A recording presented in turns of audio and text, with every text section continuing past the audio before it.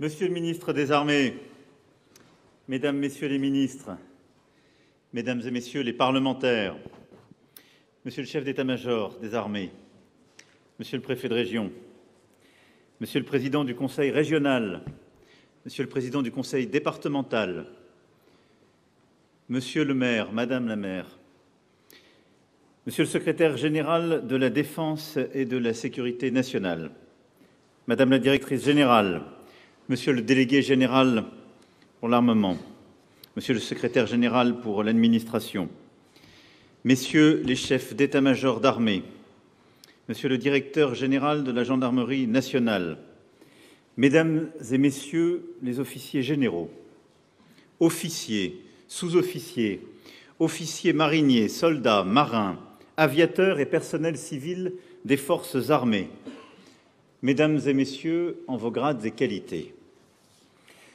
Je suis très heureux et fier de vous retrouver pour une nouvelle fois à l'occasion de ces vœux.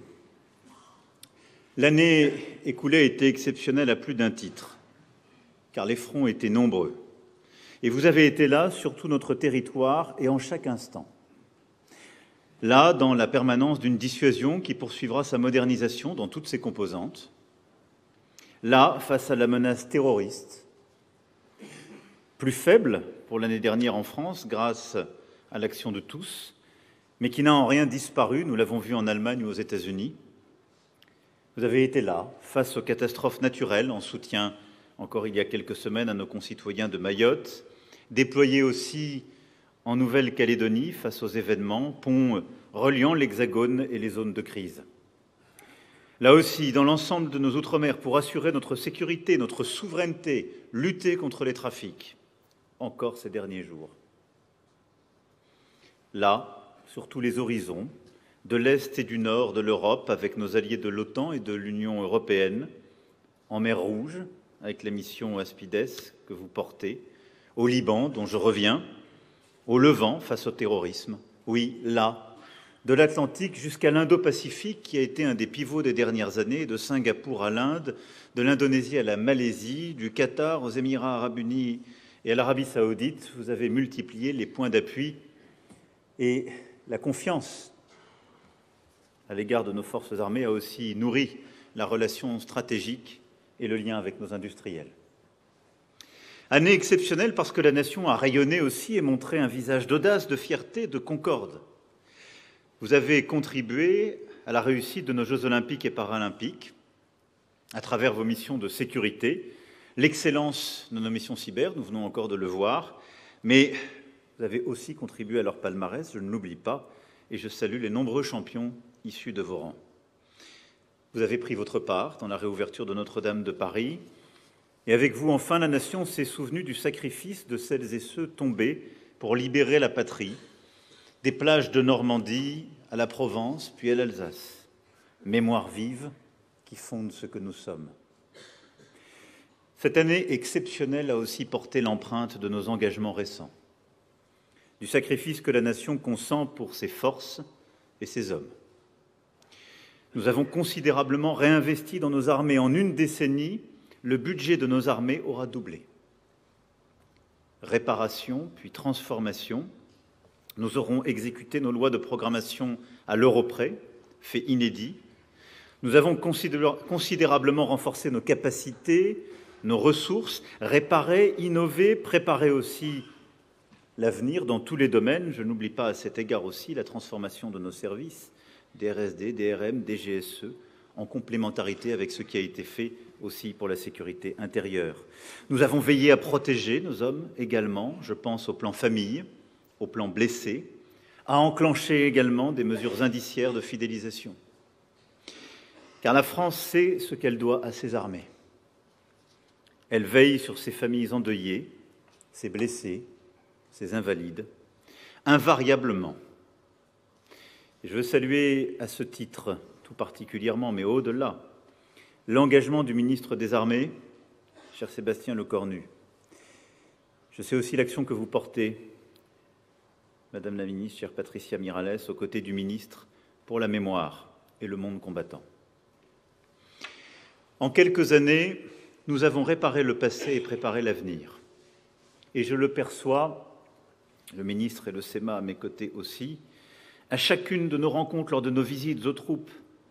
Et je sais traduire ici un sentiment général, je crois pouvoir le dire, de nos soldats, marins, aviateurs, civils de la défense, mais aussi de nos industriels, de nos agents de l'État, de nos élus. Quelque chose dans nos armées s'est remis en mouvement. Là où pendant tant d'années on s'était habitué à organiser la fermeture des bases, nous avons réinvesti, remis des capacités. C'est parfois dur d'ailleurs, parce que les gens le croient totalement, parce que l'esprit s'était habitué à cela. Mais soyons clairs et nets, et les chiffres sont là, les faits avec, pour le dire avec force, nous sommes repartis pour investir et pour aller de l'avant. Nous avons réussi notre réarmement dans les faits et dans les têtes. Nous l'avons anticipé par rapport à nombre de nos partenaires en Europe et n'avons pas attendu 2022 pour soudain nous réveiller. Et nos territoires vivent ce profond changement en voyant de première main les investissements, les emplois, l'implantation de nos troupes et de leurs familles se consolider, parfois revenir. Avec eux aussi des réorganisations se faire qui déploient encore davantage sur notre territoire la présence. Alors, je ne suis pas là simplement pour faire un satisfait-quitte, mais il est important de dire tout ce qui a été fait durant ces dernières années, qui est ce travail collectif qui nous rend beaucoup plus forts et par cette anticipation qui nous permet aussi de regarder l'avenir. Pour autant, est-ce à dire que nous pourrions nous contenter d'en rester là ? Non. Non, car la France est sur la ligne de front des menaces. Et je remercie le SEMA, le général Thierry Burkhardt, qui le sait, le comprend et accompagne les changements essentiels avec courage et constance. Et j'associe les chefs d'état-major d'armée qui portent avec lui ce changement. En première ligne, oui, car nous sommes présents, et c'est une chance, dans tous les océans, dans toutes les zones de conflit et de rivalité, de tous les dérèglements climatiques aussi, en première ligne dans tous les espaces nouveaux, cyber ou spatial, numériques et sous-marins où les confrontations s'étendent, en première ligne de la brutalisation du monde avec la guerre en Ukraine et les conflits au Proche-Orient, les enjeux migratoires, économiques et financiers liés à toutes les perturbations que les crises entraînent. Alors face à cela, à ce monde en désordre, le fait que l'Europe à nouveau est menacée à ses propres frontières, le fait que, puissance archipélagique par nos outre-mer, nous sommes exposés à beaucoup de théâtres qu'ignorent certains de nos voisins européens, est-ce à dire que nous sommes désarmés ? Non, pas davantage.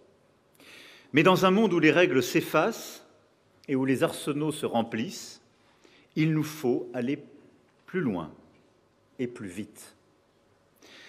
En 7 ans, nous avons beaucoup fait. Vous composez aujourd'hui l'armée la plus efficace d'Europe. C'est un fait. Mais la ligne de front se rapproche et la menace se transforme. Et si nous refusons de le voir, si nous refusons de voir cette accélération de la menace, si nous renonçons aux efforts nécessaires, alors nous manquerons à notre devoir et à notre vocation. Donner à la France l'armée la plus efficace en Europe, aujourd'hui et demain encore. C'est l'objectif de la France et il doit nous guider collectivement. Oui, parce que l'état du monde l'exige. Les menaces, en effet, s'accumulent.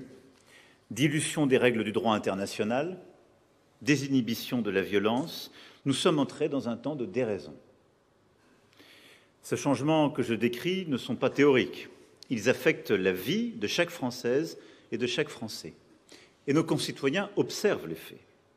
Ces dernières années ont été marquées par la fin de l'encadrement des activités balistiques et nucléaires, par le développement d'une rhétorique agressive jusqu'au choix récent du régime russe d'adopter une doctrine nucléaire plus menaçante. Comment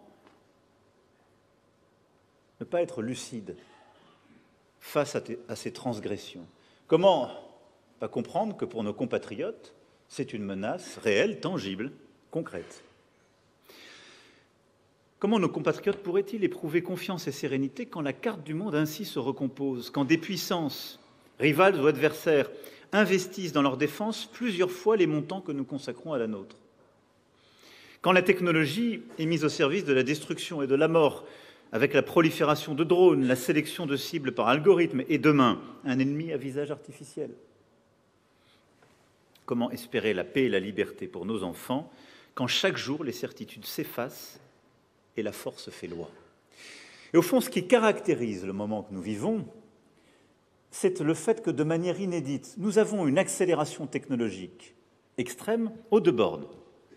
Accélération des innovations technologiques, maîtrisée par beaucoup. Prolifération aussi sur certaines de ces technologies, dont l'accès à l'arme nucléaire, la proximité à celle-ci pour certains. Innovation, y compris dans la plus grande rusticité chez d'autres, le théâtre ukrainien en est la démonstration.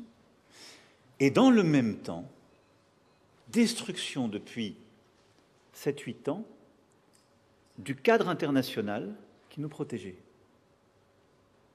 Fin du traité FNI, acté par les Américains, les Russes ne le respectant plus depuis plusieurs années en 2019.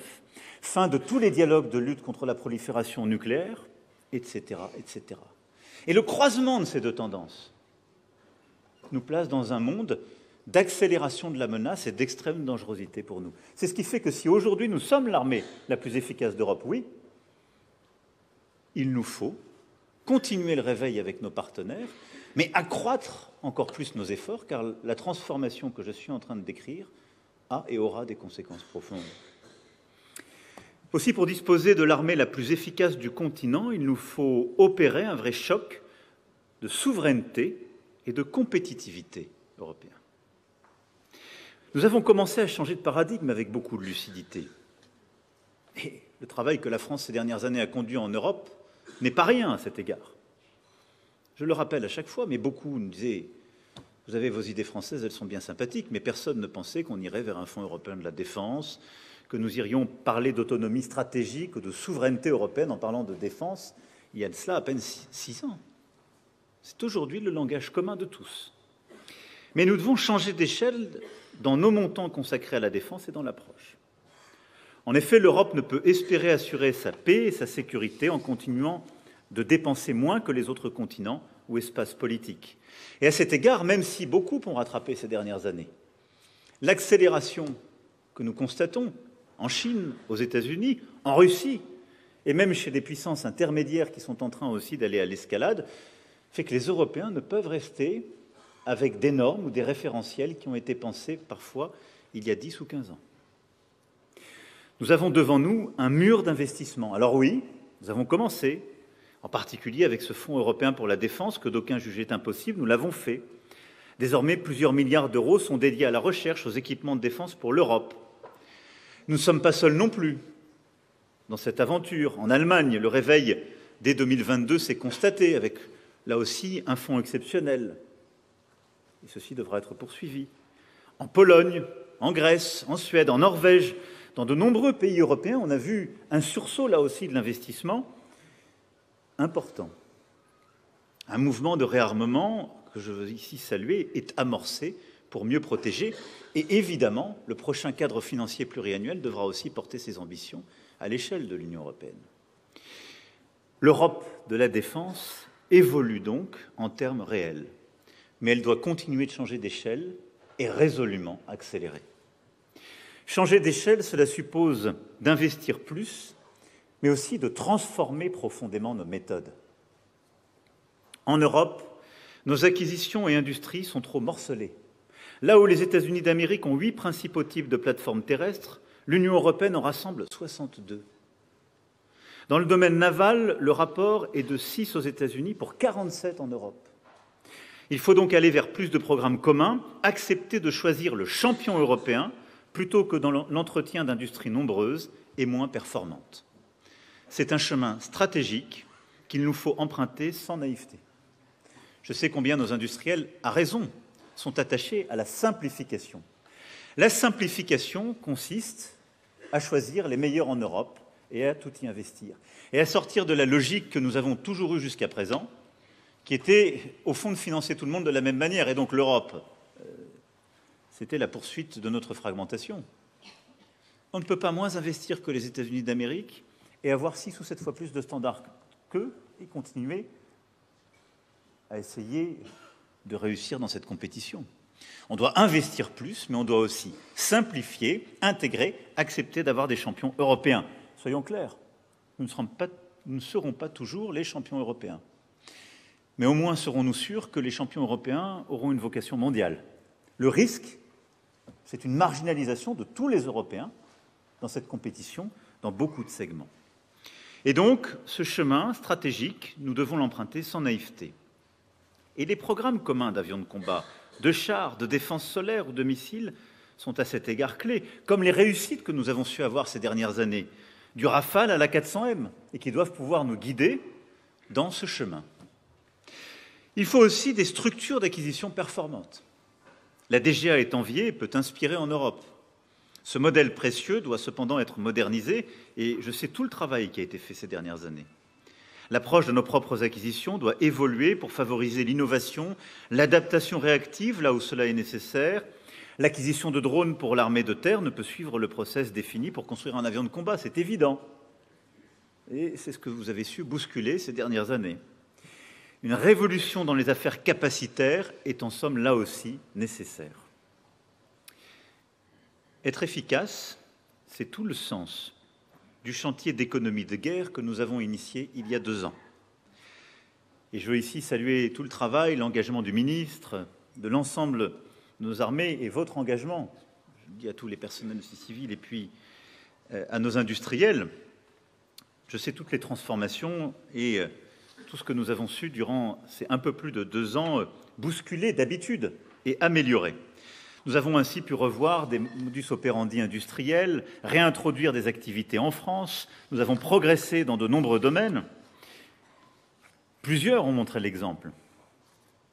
Mais nous devons encore faire mieux. Entamer une 2e étape de transformation plus structurelle, indispensable pour gagner encore en efficacité. Et au fond, la guerre en Ukraine a été un déclencheur, mais il nous faut maintenant rentrer dans nos habitudes, ce dialogue constant, ce changement des processus, cette accélération de nos méthodes face à la compétition internationale. Changer d'échelle, cela suppose de rénover aussi notre logique et nos instruments. Nous ne pouvons pas nous endetter collectivement, dépenser davantage pour notre défense, pour subventionner les industries d'armement, la richesse et les emplois d'autres continents. Je le dis ici avec beaucoup de force, car quand on dit dépenser plus pour nos armées, dans beaucoup de pays, peut-être chez beaucoup de commentateurs européens, ça veut encore trop souvent dire acheter plus de matériel américain. Alors c'est vrai, certains ces dernières années ont parfois aussi acheté du matériel sud-coréen et ont cherché à diversifier. Mais nous, ça n'est pas comme ça que nous l'entendons. Non, si nous voulons être cohérents, et si la nation est prête à faire ce choix, qui dans les temps que nous vivons est un choix grave, profond, coûteux, en opportunité par rapport à d'autres choix que nous pourrions faire. C'est bien pour nous protéger, c'est bien pour nous équiper, et c'est aussi pour créer de la valeur dans notre pays. Et la logique industrielle est à cet égard inséparable de la véritable souveraineté. Oui, la France défend et continuera de défendre une préférence européenne. Préférence européenne pour avoir un vrai rendement sur nos efforts budgétaires, pour créer des emplois à Rennes, comme dans tout le territoire et sur tout le continent européen. Préférence européenne pour demeurer maître de notre destin, nous délivrer de nos dépendances, échapper au sort insensé qui nous voit nous contenter d'être de simples clients d'autres puissances quand il s'agit de nous défendre. Préférence européenne parce que nous avons aussi chez nous des réussites exceptionnelles. Regardez les succès à l'export comme le Rafale, mais aussi nos sous-marins. Regardez la performance de nos matériels au combat en Ukraine, avec le César, le Saint-Pété. Alors, nous avons construit des succès qui sont reconnus sur nos théâtres d'opération actuels. Nous sommes en train de bâtir les futures générations, si je reviens aux derniers cités, qui sont clairement compétitives. Nous avons des succès à l'export, et donc il n'y a aucune fatalité. Construisons sur ces succès et cette excellence. Ne laissons pas cet effort de dépenses européennes être entravé par des habitudes, parfois des fausses certitudes, par la bureaucratie, les règlements, les procédures. Et donc, assumons la préférence européenne. Elle est indispensable pour notre souveraineté. Et elle est indispensable, car le jour où certains ont reconstruit leur dépendance capacitaire, excessive, même à l'égard de formidables alliés d'aujourd'hui que sont les États-Unis d'Amérique, qui nous dit que dans 10 ans, dans 15 ans, leur priorité ne sera pas plutôt chinoise ou indo-pacifique? Et si nous, notre priorité sécuritaire, continue à être à notre borne? Où se feront les choix? Comment se feront les choix? J'ai une réponse simple. C'est le fournisseur qui les fera les choix pour nous. Et donc, notre vocation n'est pas d'être des clients, mais d'être des nations souveraines en Europe. La préférence européenne doit aller avec ce choc de compétitivité que j'évoquais, qui consiste à ne pas réguler avant d'innover. Et là aussi, dans beaucoup de domaines, il nous faut savoir bâtir une capacité à être à la frontière technologique, qu'il s'agisse de l'espace, du cyber, du quantique, de l'intelligence artificielle. Et là, nos armées sont exposées au même risque que nos industries dans le civil. C'est que notre continent européen, aujourd'hui, diverge par une régulation excessive et parfois une capacité à réguler avant d'innover. Ce que nous avons par trop fait sur l'intelligence artificielle, y compris ces dernières années. J'avais eu l'occasion d'alerter. Et donc là aussi, soyons compétitifs et cohérents. C'est la capacité d'autonomie stratégique qui est posée et qui se joue maintenant et pour les prochaines générations. Sur l'espace en particulier, nous ne pouvons pas nous permettre de perdre la course. Et là aussi, j'évoquais l'intelligence artificielle, mais sur le spatial, c'est la capacité d'un accès souverain des Européens à l'espace qui se joue dans les toutes prochaines années. Rien de moins que cela, pour le civil comme pour le militaire. En somme, sur tous ces volets, il nous faut investir, simplifier, protéger et avoir une préférence européenne. C'est le seul moyen d'un réveil européen réel. J'entends que certains voudraient nous rendre plus grands, qu'ils se rassurent, nous nous en occuperons seuls. Mais oui, en avant les Européens, pour reprendre plutôt l'interpellation de Churchill le 19 septembre 1946, c'est de cela dont il s'agit. À nous d'aller de l'avant, à nous de nous réveiller, d'agir en Européens, d'en tirer toutes les conséquences et de ne laisser personne, quels que soient les modes actuels, nous dicter l'avenir qui devrait être le nôtre. À nous de ne céder à aucune solution de facilité, elle n'existe pas. Il n'y a que par l'investissement, le travail de chaque jour, la capacité à nous appuyer sur nos forces et à réparer nos faiblesses que se bâtit l'avenir. Ça tombe bien, c'est ainsi que la France a fait au sortir de la Deuxième Guerre mondiale, qu'elle a pu constituer l'armée qui est la sienne, que ces choix d'ailleurs nous ont permis de continuer à pouvoir être maîtres de notre destin, y compris ces dernières années. Et donc notre responsabilité, c'est de continuer de voir loin. Nous en avons la force, et je l'ai encore vu aujourd'hui à Rennes, ce génie d'innovation dans les domaines d'avenir, et partout, vous trouvez des solutions, vous formez, vous préparez des talents indispensables. C'est une énergie qui se mobilise, et nous venons à l'instant de le voir sur l'intelligence artificielle, avec l'Agence ministérielle pour l'intelligence artificielle militaire, l'AMIAD, et j'attends que vous soyez les meilleurs en IA, dans le cyber, dans le quantique, dans l'espace. C'est à notre main. Cette armée de référence portera à l'OTAN une voix européenne. J'entends en la matière des débats parfois abscons qui nous taraudent sur l'OTAN et l'Europe. Là aussi, nous avons beaucoup progressé ces dernières années. Rappelez-vous, il y a 6 ans, il était impossible de parler d'Europe à l'OTAN. Nous nous diluions à l'époque dans l'Alliance. Je crois à l'inverse dans un pragmatisme absolu. Là aussi, l'en même temps est possible. L'en même temps, c'est de la constance, ce n'est pas de l'ambiguïté. L'OTAN est un cadre de solidarité extraordinaire. C'est la matrice d'une interopérabilité qui vous permet d'agir en coalition sur tous les fronts. Cette richesse est essentielle, elle repose sur l'engagement de tous ses membres, du continent américain à l'Europe. Dans l'OTAN, le renforcement du pilier européen doit être notre horizon. Et il faut y œuvrer comme nous le faisons depuis 7 ans et comme je propose de le faire pour les années à venir. Cela passe à la fois par le développement de la défense européenne, par la coopération aussi entre l'Union européenne et l'OTAN. Soyons pragmatiques. La mobilité militaire en Europe l'illustre. Cela vient de m'être présenté à nouveau à l'instant. Les solutions sont européennes pour des défis qui engagent l'efficacité de l'OTAN.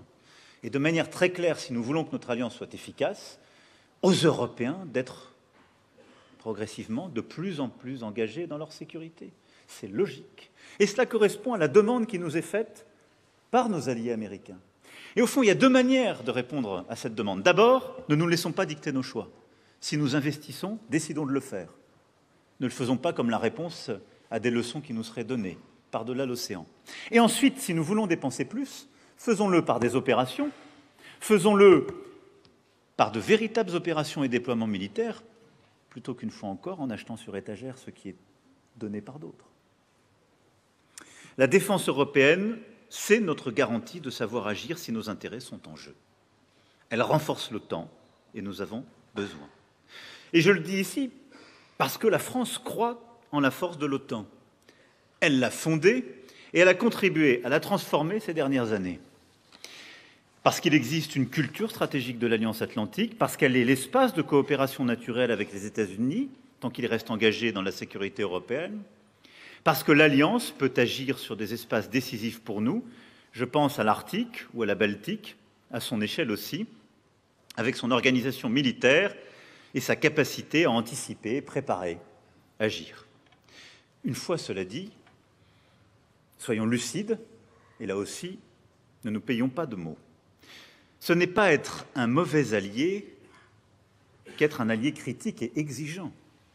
Les changements politiques et stratégiques profonds qui parcourent le monde peuvent légitimement susciter chez nos partenaires européens des inquiétudes sur l'Alliance.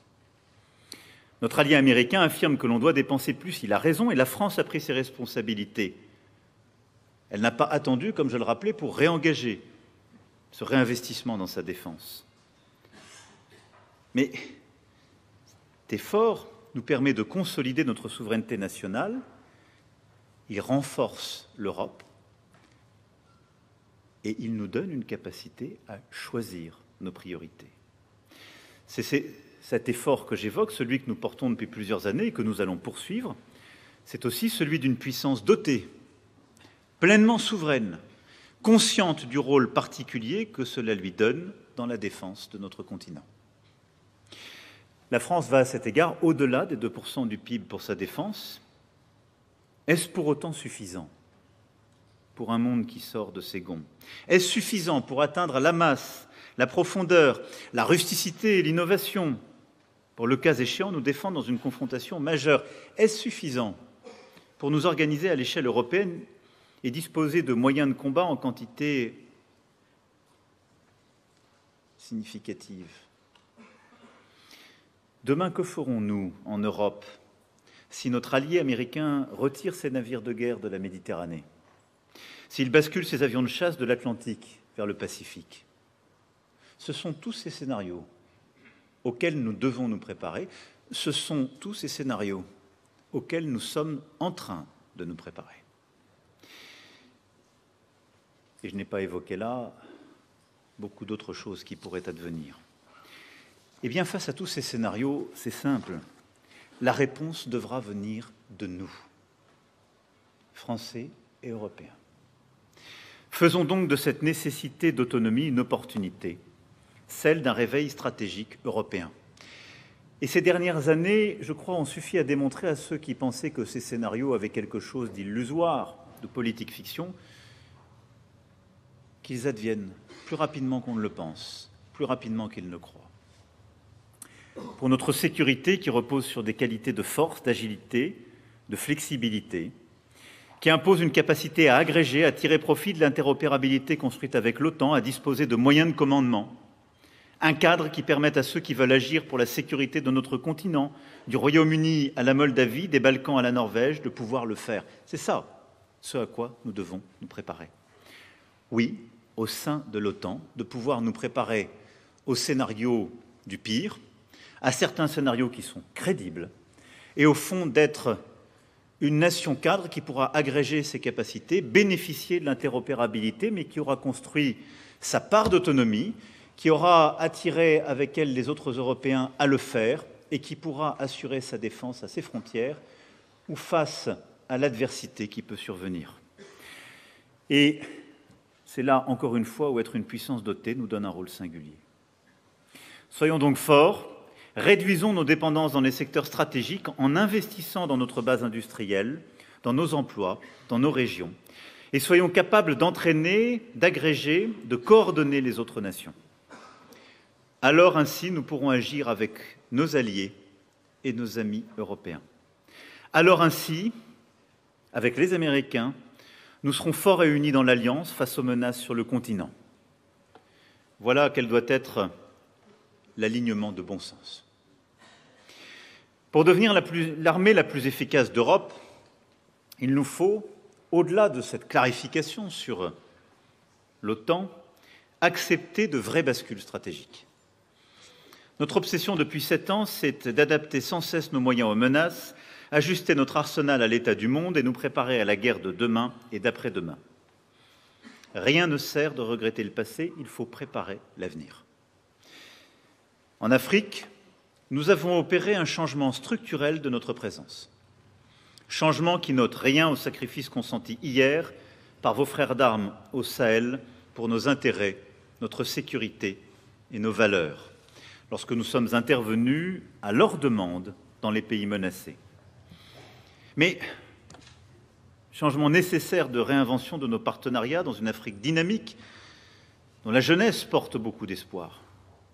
Cela passe en effet par un partenariat de sécurité repensé qui est en cours de déploiement, plus de formation dans nos écoles, plus d'exercices et de coopération ponctuelles, des coopérations capacitaires qui sont là aussi une vraie transformation de notre approche à l'égard de l'Afrique, et je compte sur vous pour l'accompagner, et une empreinte plus légère. Il nous faut prolonger notre présence, notre partenariat stratégique, mais différemment, et prolonger artificiellement une empreinte partout où elle n'était plus souhaitée par ses hôtes, par ses bénéficiaires, aurait été une mauvaise politique. Ce changement est, je le crois, parfaitement compréhensible par nos compatriotes. Ils comprennent aisément que dans la réorganisation de nos efforts, votre présence soit plus nécessaire parfois sur des théâtres, qu'ils soient anciens ou nouveaux, où se joue notre avenir. Sur notre territoire métropolitain, dans nos outre-mer ou dans d'autres géographies. À Mayotte, le voisinage de la Corne de l'Afrique, les risques climatiques, terroristes, migratoires imposent de nouvelles réponses. Et je sais combien Fazeuil y répond aussi. En Nouvelle-Calédonie, en Polynésie, à La Réunion, en effet, se joue notre présence dans l'Indo-Pacifique, sur les rives duquel s'affrontent et s'affronteront les grandes puissances. Et nous avons eu raison de faire ce pivot ces dernières années, et nos outre-mer sont au cœur de ce pivot indo-pacifique. Et nous donnent une crédibilité stratégique, la marque de notre constance dans cette région, et permet de relayer notre offre industrielle. En Guyane et aux Antilles, nous sommes plus exposés au dérèglement du monde, au narcotrafic, aux catastrophes climatiques, aux migrations, et les résultats des derniers jours de notre marine ou de notre gendarmerie l'ont encore montré. Oui, dans nos outre-mer, il faut protéger davantage nos compatriotes et être en défense des opportunités de tels territoires. C'est l'un des axes majeurs de la LPM en cours. La ligne de notre sécurité passe évidemment aussi par nos frontières en Europe et par l'Ukraine. Je le dis ici sans tergiverser. Soyons fiers de l'effort que la nation a consenti pour l'Ukraine. L'Ukraine, aujourd'hui, est la sentinelle de l'Europe. Je sais votre engagement, votre effort et votre action, notamment dans la formation. Et cet engagement de votre part est essentiel, comme nous avons eu raison en février de l'année dernière, d'organiser ce sursaut européen, de recréer de l'ambiguïté stratégique et de remobiliser nos partenaires dans un moment qui était si risqué. Mais cet engagement de votre part suppose la franchise la plus complète. Et je le dis ici avec force, ne nous leurrons pas. Ce conflit ne se terminera pas demain ni après-demain. Et ce conflit ne sera pas la fin du sujet de sécurité que la Russie pose aux Européens plus largement. Et du Caucase à nos amis baltes, ce risque demeurera. L'enjeu aujourd'hui est de donner les moyens à l'Ukraine de durer et d'entrer dans toute future négociation en position de force. L'enjeu demain, quand les hostilités s'arrêteront, sera de donner à l'Ukraine des garanties contre tout retour de la guerre sur son territoire et des assurances pour notre propre sécurité. À cela, l'Europe doit prendre toute sa part, comme nos armées le font déjà sur le flanc Est dans le cadre de l'Alliance. L'Europe devra prendre toute sa part, car ces garanties de sécurité et au-delà l'architecture de sécurité que nous bâtirons, que là aussi nous défendrons souveraineté et sécurité. Et c'est ce qui nous permet aujourd'hui de dire qu'il ne peut pas y avoir de paix et de sécurité en Europe sans les Européens et sans qu'elle ne soit négociée par les Européens.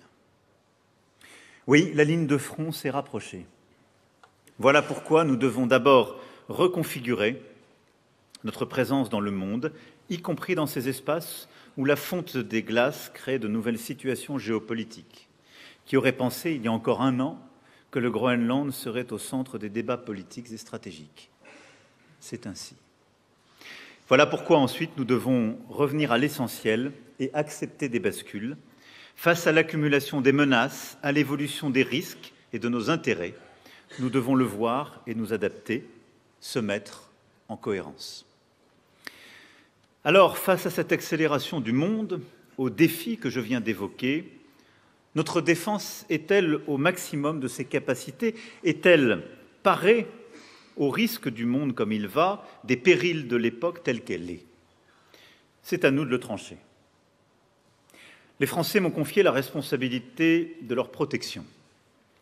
C'est la raison pour laquelle je demande que l'on me propose les actions nécessaires pour que notre défense s'adapte à ce nouvel environnement. Je demande donc au SGDSN de me proposer, d'ici le mois de mai, une actualisation de la revue nationale stratégique qui définisse les contours de notre défense globale et du réarmement, y compris moral. Je demande en particulier au ministre des Armées, dans ce cadre, de mobiliser la réflexion sur la défense, sa BITD, l'impact des nouvelles technologies pour nourrir ce travail d'actualisation. Je saurai, sur cette base, prendre les décisions nécessaires. J'attends de vous des idées, de l'allant, de l'invention, au fond, cette forme d'audace et de courage venue du peuple, cette force qui, lorsqu'elle se trouve employée à la défense de la nation, fait de notre peuple un grand peuple. Enfin, ces bascules stratégiques se jouent aussi chez nous. Vous le savez, notre défense n'existe pas sans une véritable force morale et une cohésion nationale. Je l'évoquais à Brienne, il y a de ça bientôt 2 ans. Notre force morale, oui, cette capacité de tout un pays à se tenir prêt, à accompagner par l'effort réel et la pensée solidaire nos armées sur le front. Ce ciment qui nous tient et nous fait comme Français, soldats d'un certain idéal. Disposer de l'armée la plus efficace d'Europe est une chance pour la nation tout entière. Et votre place au cœur de notre défense fait de vous un ferment d'unité de notre pays. Depuis 7 ans, je porte l'idée de faire nation avec notre jeunesse pour inculquer l'esprit de cohésion, résilience face aux risques, apprentissage de nos valeurs. Alors, face à l'accélération des périls, je crois aujourd'hui que nous devons, avec réalisme, proposer à notre jeunesse un engagement fort. Nous le voyons au moment des grandes catastrophes. Il existe une formidable énergie, prête à donner son temps, ses talents. Nous le voyons aussi, de cette énergie, nous savons faire si peu. De cet élan citoyen, trop souvent, nous le dispersons. À ceux qui ont soif d'idéal, nous n'avons pas toujours de réponse d'engagement suffisamment exigeante ou structurée. Aujourd'hui, nous nous contentons d'un recensement, d'une journée défense et citoyenneté, et je sais que vous en faites tous le constat, c'est trop peu. D'où l'ambition du SNU. J'ai pu rencontrer les premiers jeunes qui ont fait l'expérience du service national universel, mesurer leur satisfaction, leur plaisir à se retrouver plusieurs mois après pour poursuivre un engagement commun au service de notre nation, entendre leurs témoignages chaleureux, porteurs d'espoir et de confiance. C'est pour moi une source de confiance dans notre jeunesse. Il faut aujourd'hui tracer un chemin que beaucoup espèrent. Donner le choix de servir. Non pas rétablir le service national obligatoire, mais permettre à une jeunesse volontaire d'apprendre avec les armées et d'en renforcer les rangs grâce à des talents recherchés. De vivre aussi dans un environnement où les différences s'effacent pour remplir une mission qui donne du sens, celui du service, de l'entraide, du respect, de faire nation. Donner le choix de servir. Pour cela, nous devrons mieux détecter les volontaires, leurs compétences, leur progression professionnelle, les former et être capables de les mobiliser le jour venu, de les employer en renfort des armées, en métropole ou ailleurs, ou potentiellement d'autres ministères qui pourraient être appelés. Après l'armée de métier, c'est la réserve de professionnels qu'il nous faut à présent mobiliser, en appui, en appoint. La loi de programmation militaire prévoit d'atteindre un réserviste pour 2 militaires d'actifs en 2035, soit 100 000 personnes. Pour constituer cette réserve, la journée de défense et de citoyenneté sera rénovée et redeviendra demain un moment de temps retrouvé avec les armées. Ce sont ainsi chaque année 800 000 jeunes. Parmi eux, certains se signaleront et diront qu'ils répondront présents si la nation les appelle. Donner le choix de servir. Que chacun, dans notre jeunesse, se demande comment être utile à la nation, et la nation saura lui confier une mission, adaptée à ses talents, ses connaissances, son état de santé. Que chacun puisse s'engager volontairement et soit prêt à servir en cas de crise, au sein des unités dont il fait partie comme réserviste. Que tous nous retrouvions ainsi un esprit de fraternité et d'action, celui qui vous anime chaque jour et sur lequel nous devons prendre exemple. C'est pourquoi je souhaite que des propositions me soient faites avant le mois de mai pour réaliser ce nouvel élan. Que notre jeunesse devienne à son tour gardienne de la noblesse du monde, qu'elle soit cette force, ce supplément d'âme. Monsieur le ministre, mon général, je compte sur vous pour porter cet acte fort pour la nation et me faire ces propositions pour le mois de mai prochain. Mesdames et messieurs, dans cette époque de montée des périls, nous devons être au rendez-vous. Ne cédons rien aux certitudes réconfortantes, pas plus que nous ne devons céder au fatalisme décourageant. Tenons-nous prêts. Pour conserver l'essentiel, nos intérêts et nos valeurs, soyons toujours prêts à tout remettre en cause, nos méthodes, nos dispositifs, notre présence dans le monde. L'essentiel, ce qui nous fait et nous fonde, c'est vous.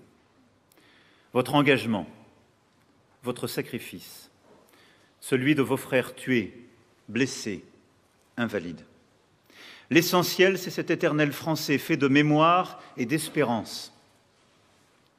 Ce sont les visages que je vois, venus de tous les milieux, de toutes les régions, de tous les horizons de France. Oui, la France est bien cette nation dont l'avenir est dans tant de mains. Ainsi, nous tiendrons notre rôle en première ligne. Nous protégerons les Français et les intérêts de la nation. Je forme donc devant vous, en ce mois de janvier, des vœux de reconnaissance pour votre engagement, pour les efforts demandés à vous-même, à vos proches. Reconnaissance aussi pour le sacrifice des tués, des blessés, des invalides. Je forme des vœux de confiance. Nous avons l'excellence, les talents, la détermination et la force d'âme. Et je forme des vœux d'espérance. Nous saurons être à la hauteur de notre histoire, en première ligne face aux menaces. Vive la République, vive la France.